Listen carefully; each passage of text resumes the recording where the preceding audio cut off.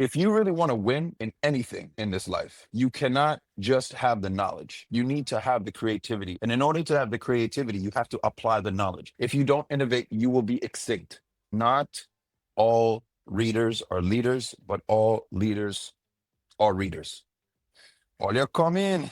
Hola, come in. Every morning, I have a regular morning routine like most people. They do the same thing every single morning, and it's no different with me. I do the same thing more or less every single morning.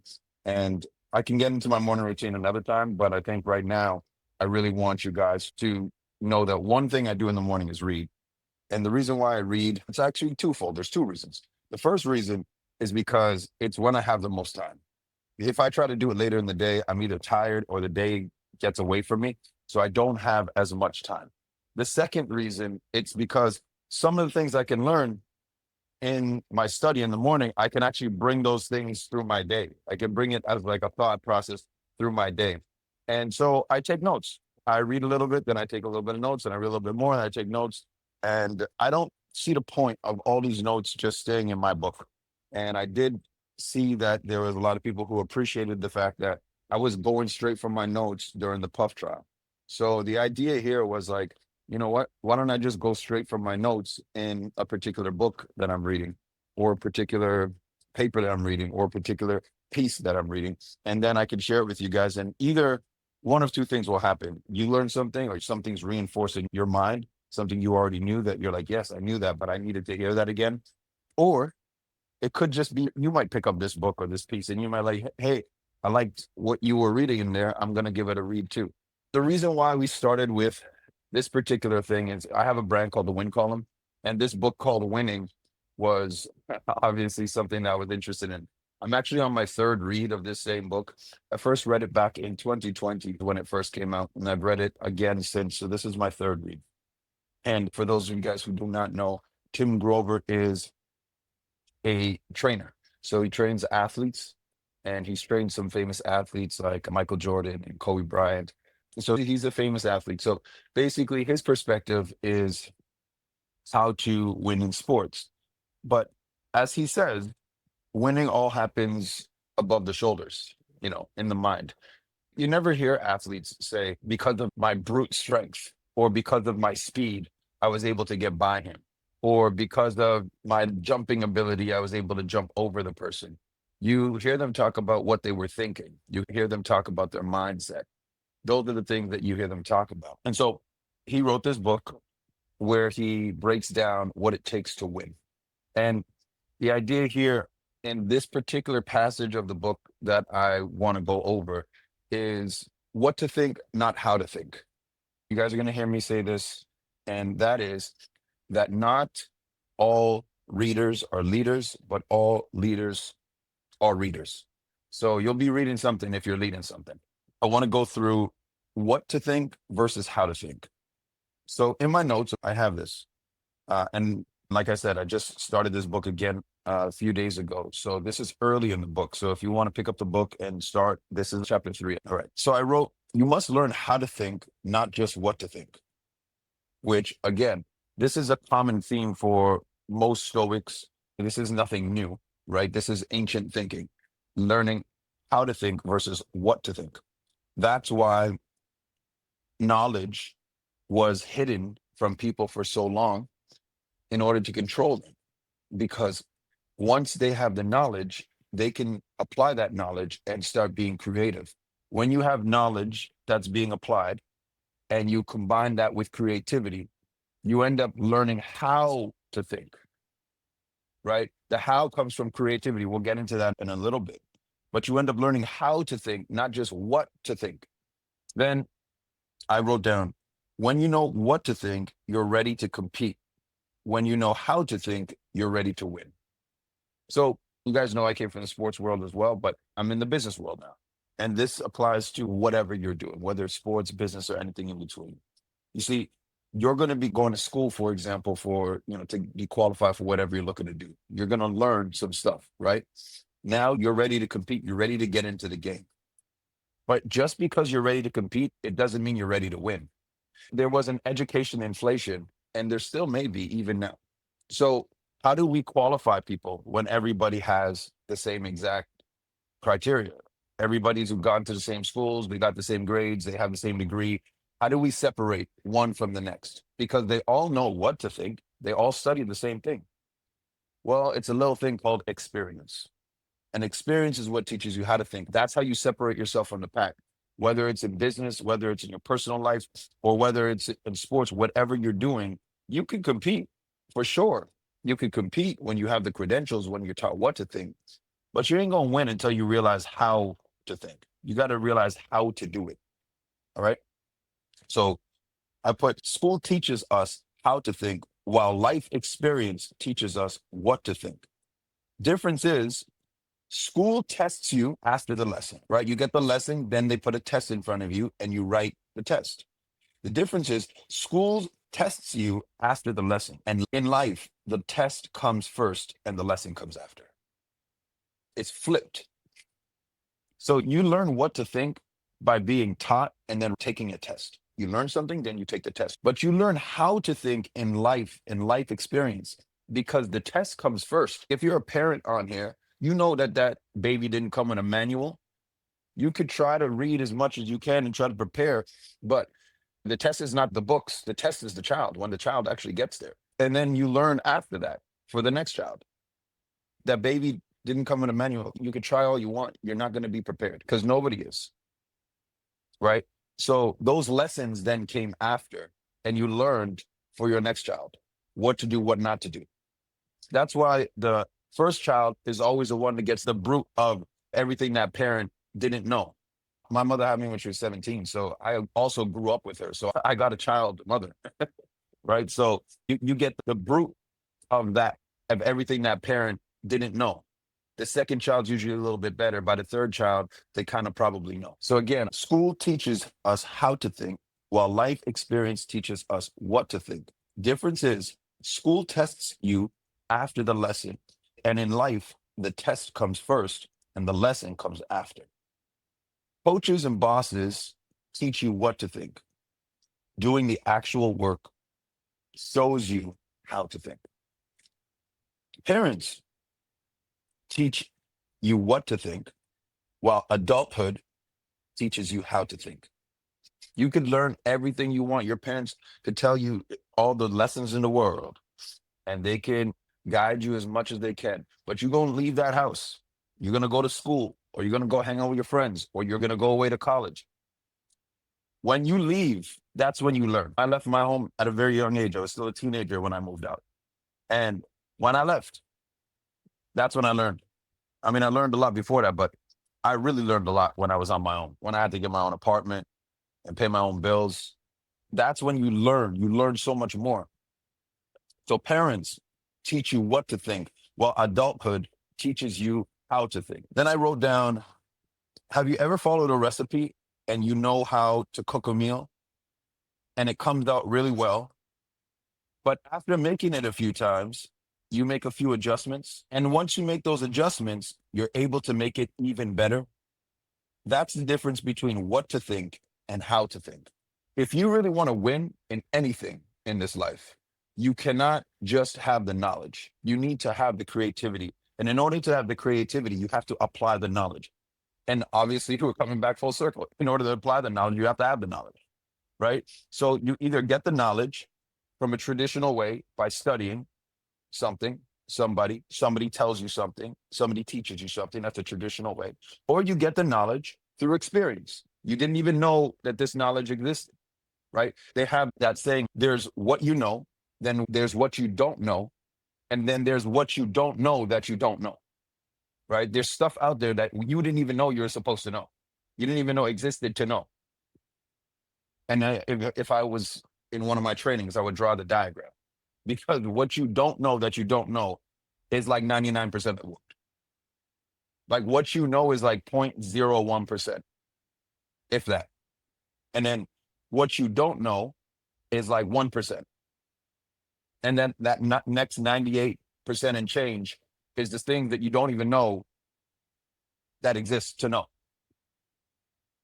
Right? So rest assured that we're going to experience life.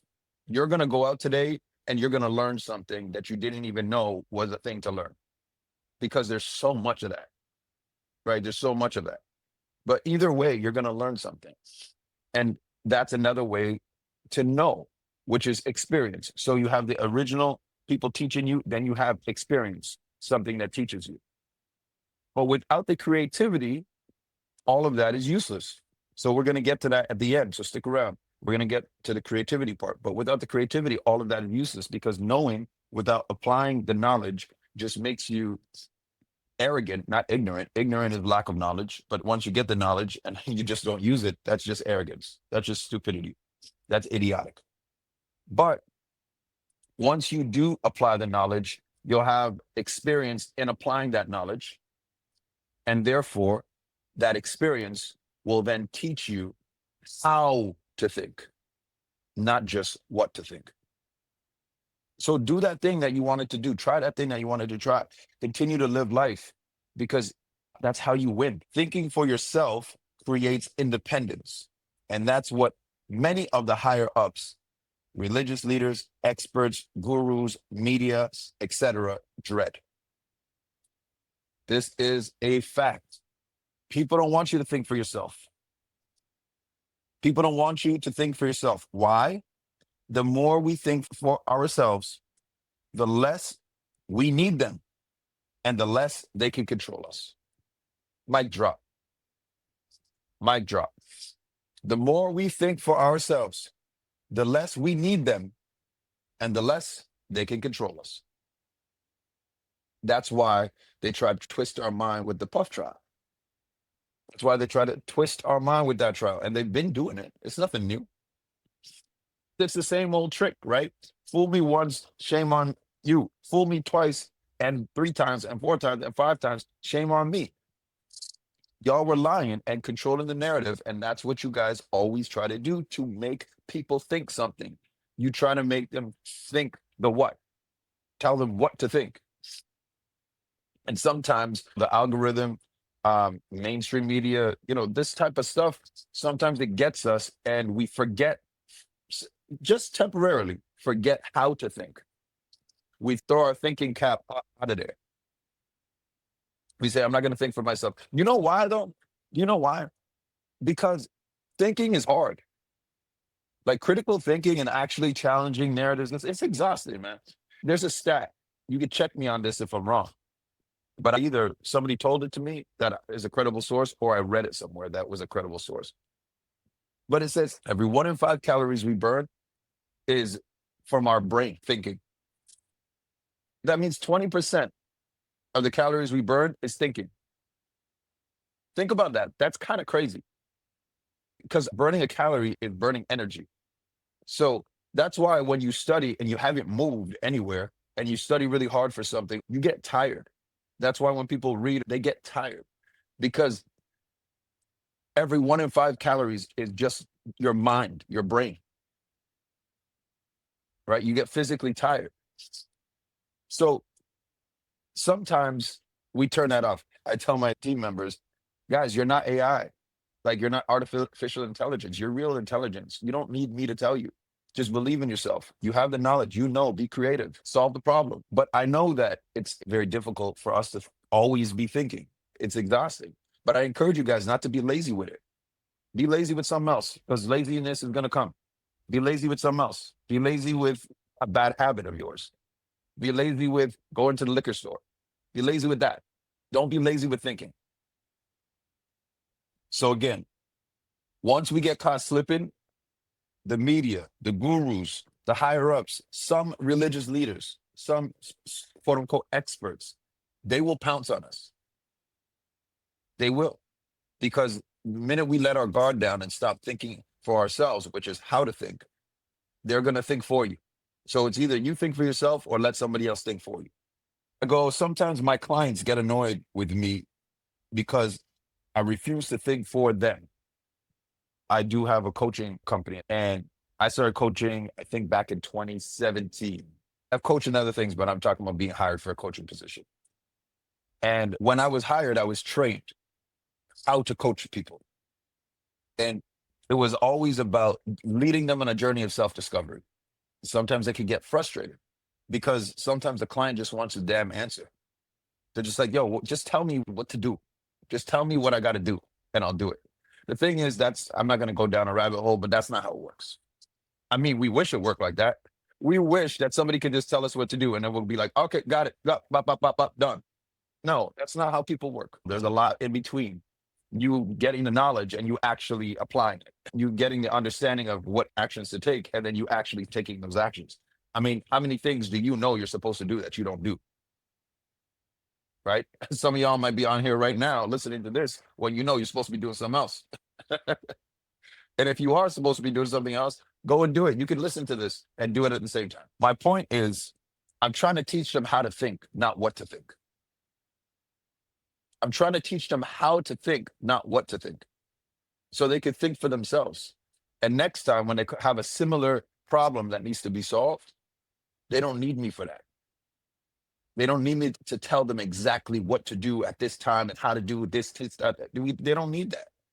They're like, you know what, Jay, you equipped me on how to think about this. And now I can't just solve just one problem. I can solve infinite problems that fall under the same category. I might need you to guide me a little bit to make sure I'm on the right track, but I got it. I don't need to come back to you every single time. And I know some people that are like, yeah, but what if they don't need you anymore? First of all, if they don't, then I did my job. Like the whole idea is that they won't. But secondly, most of them are ambitious enough that they don't just stay at that one level. So once they learn how to think and learn to navigate at this level, what they want to do is get to the next level. And so they need me to break through to that next level.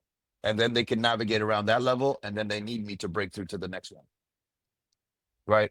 But it's a catch 22 when it comes to my business, because sometimes clients do get frustrated. They don't want to learn how to think. They just want to be told what to do. All right. We're about 3/4 of the way through. So he was talking about a perfect example, which was in basketball. He was training Michael Jordan. And he said, I would have Michael Jordan do bicep curls. Now, if you guys know anything about basketball, bicep curls are absolutely useless. You don't do a curling movement at all ever in basketball, like ever. Like there's no curling movement, so you don't need to be strong in that way. There's zero curling movement ever. He would have Michael Jordan do shoulder workouts to get bigger, broader, rounder shoulders. That can sometimes help, but definitely a curling movement does not help.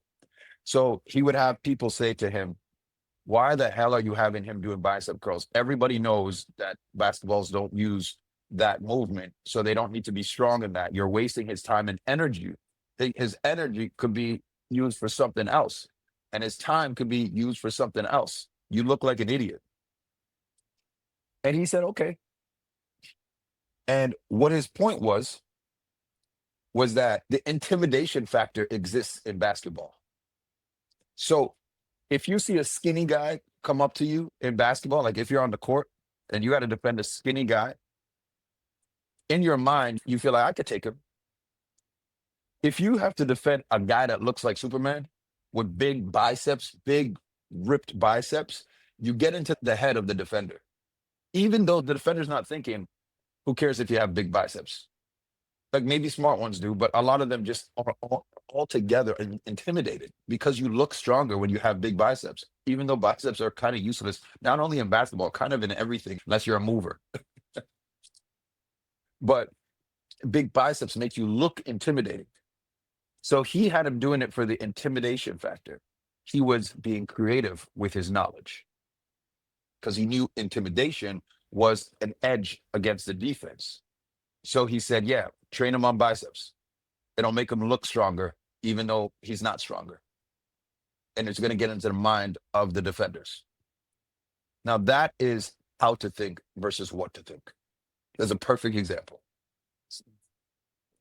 He had another one with Kobe Bryant, which I did not know. I think Kobe Bryant said it in an interview, why he used to take his helicopter to the games. If you know anything about California, or at least Southern California, Kobe Bryant lived in Orange County. Like I used to work in Orange County 4 times a year for a week, but I used to stay in LA. So I used to have to make that drive every morning. Now, going to Orange County is not as bad, but coming from Orange County to LA is horrible. I mean, both are horrible, but it's not as bad going. So you have to imagine Kobe Bryant's driving from Orange County. He's driving to Staples Center in downtown LA. He said for his first practice, he was like 2 hours late because of traffic. He didn't expect it. He didn't know. Anyways, he moves out to Orange County with his family. He starts taking a helicopter to the game. He avoids traffic. And I remember seeing him in a video in his helicopter with a sports reporter, and they were doing an interview on the way to the game. And he was talking about the traffic. However, Tim Grover does say in this book, he goes, and I wrote this in my notes,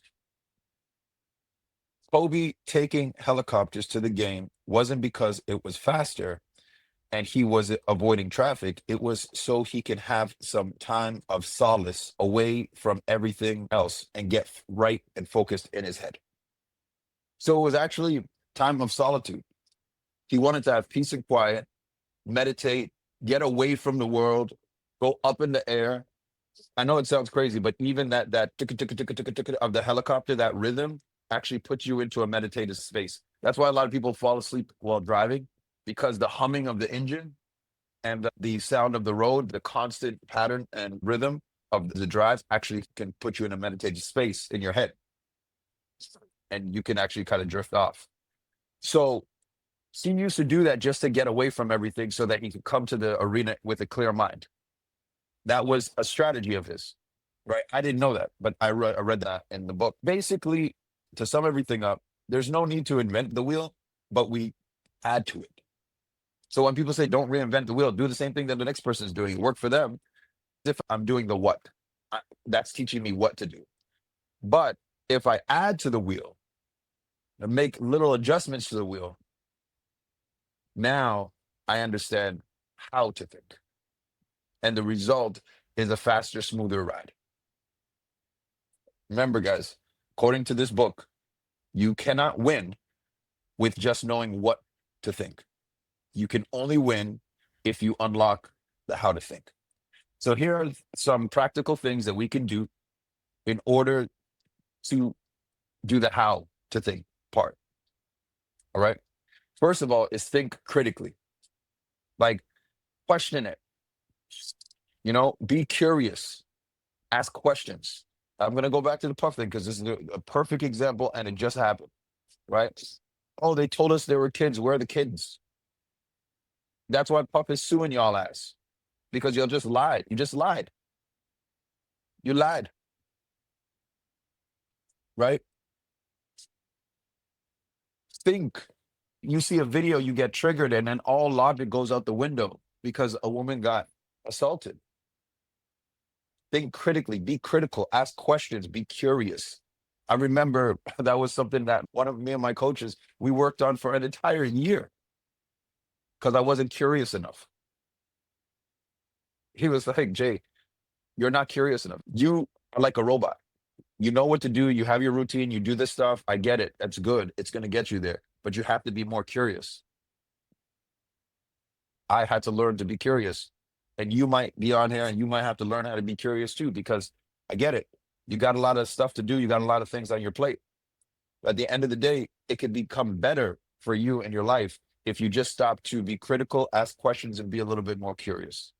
Be curious about your relationships. Be curious about, not that way, but be curious about your relationships. Be curious about your religion. Be curious about your job. Be curious about your business. Be curious about yourself. Why do I do this? Why do I act like this? Why does this trigger me? Be curious about yourself. Ask questions. All right. Another way is challenge the process and your own beliefs. So if you have one specific process in which you do things, that's the process you were taught. Challenge it. Why do we do it this way? What's the point of this? I have a problem with that too. I don't always challenge the process. This is the process. To this moment, I couldn't tell you why I can't bring more than 100 milliliters of water onto the airplane.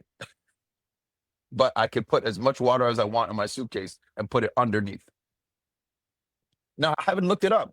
That's the process. That's the process. Go. I wasn't curious enough to even think about it, to find out. Somebody asked me that the other day, and I was like, I don't know. They're like, aren't you on like 25, 35, sometimes 40 flights a year? I was like, yeah, but that's the process. I know I got some work to do. I get on the plane and I go. I don't really ask questions. Well, that's stupid. It really is. How to think. Be critical, Jay. Next is also challenge your own beliefs. because those beliefs are not your beliefs. Those beliefs are somebody else's beliefs.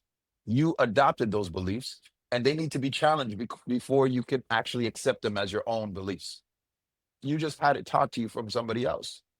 Now you have to challenge that belief and make sure that it's worth continuing to keep. All right, next, do the work because the lessons come from experience. All right. Last two here. Adaptation is key. Continue to innovate, continue to adapt, because the last thing I wrote here, innovation is key. If you don't innovate, you will be extinct in your business, in your life, in everything. You have to keep innovating. You have to keep up. You have to keep evolving. And you have to keep adapting. Adaptation is key. Innovation is key. All right, guys, I hope you enjoyed it today. If you do enjoy something like this, put it in the comments so I know you guys are enjoying it, so I could take an extra 30 minutes of my day to do something like this for y'all. Now, the last thing I said I was going to say before we signed off, not all readers are leaders, but all leaders are readers. So if you want to be a leader and you want to continue to be a leader, then you need to continue to be a reader. Go and be great, guys, is a choice every single day that you have to make. And don't put off anything that you could do today to tomorrow.